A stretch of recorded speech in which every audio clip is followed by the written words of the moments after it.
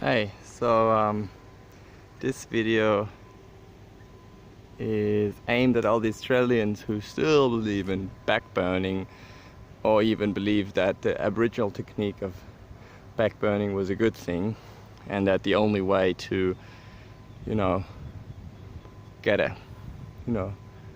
with bushfires is to do backburning. So this burned yesterday, possibly from there, but maybe not from there, because funny enough, you can see where the tree is, there's like a green aisle. So the problem is not as you've been told, and like basically what people are being told is that Australia is a dry country, and it is like that. It's natural for bushfires to occur, and the Aboriginals have done it.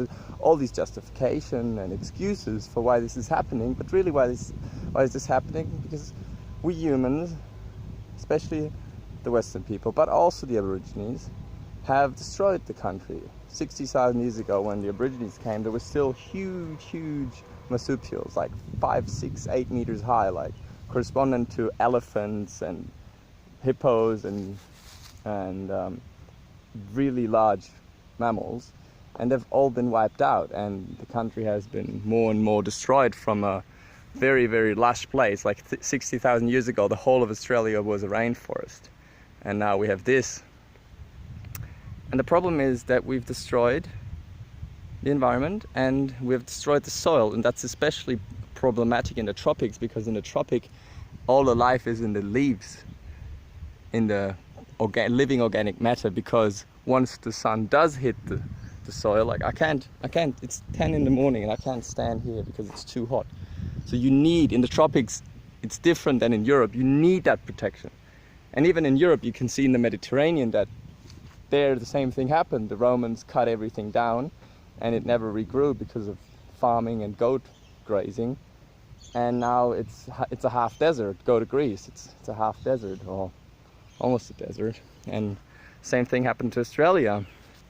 But the answer lies here, in this little isle of this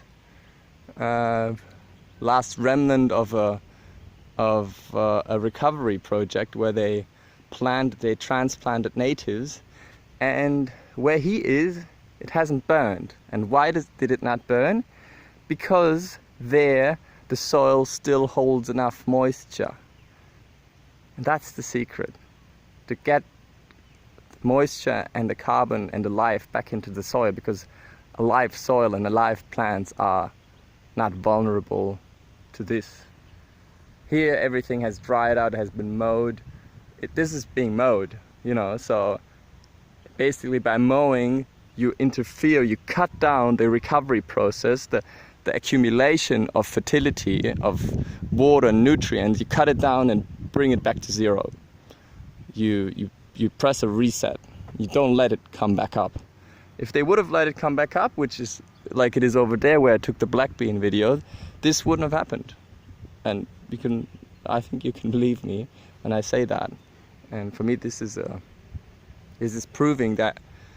And I only know really one organization who's doing that really well, and that's God's Way in Wilkesdale, or actually in Cushney, next to Kingaroy in South Queensland.